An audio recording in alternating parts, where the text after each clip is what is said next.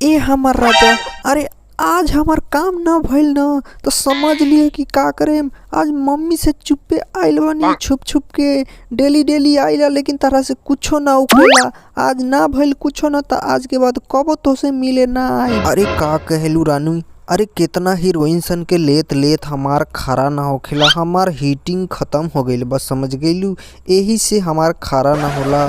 तो का करबू, कोनो न कोनो उपाय लगावे के पड़ी। तोरा लेल तोरा के एगो मशीन खरीद के ला देम। हाँ, अब मशीन वाला बहाना बना द।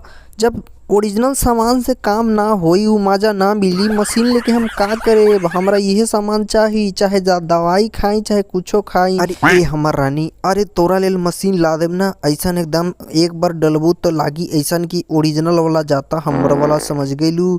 मशीनो ओही लेखन काम करेला, उमे कोनो प्रॉब्लम ना रहेला। लेकिन यह बाकी ओमे से जे दवाई निकलेला ना, उजर उजर दवाइया ना निकली, बस इतना ही फर्क बा। हमरा में से दवाई निकलेला, ओमे से दवाई ना निकली तो और सही ना रही। तोरा बार बार पोंछ पाछ करे के पड़ेला एने ओने, तो पोंछे के ना पड़ी। अरे ई तो बात सही कहनी है, लेकिन पता न कैसन होला मशीन, ना होला वैसन मजा मिली कि ना मिली। मशीन तो ला दे हम, लेकिन मजा मिली कि ना मिली पहले चली एक बार हमरा के चेक करवा दी डाल के। अगर हमरा पसंद आई, मजा आई तो हम वो मशीन लेब, ना आई तो फिर हम वो मशीन के रिटर्न करवा दे। चलो उठा, चलो ले चलत है दुकाने में डलवा दे हम। दुकान में डॉक्टर हुई, ओकरे कहे डाल देवेला, वो डाल दी। चला उठा उठा जल्दी, लेट मत कर।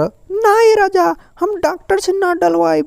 डॉक्टर डाली तो पता ना का होई ना होई, दर्द करी का करी। वो पता चले कि वो मशीन डाले के चक्कर में वो अपन मशीन डाल दी और वो के पता ना चली, तब हम ना जाए बतावत हैं। ना रानी, चलो ठीक बा, हम ही डालेब।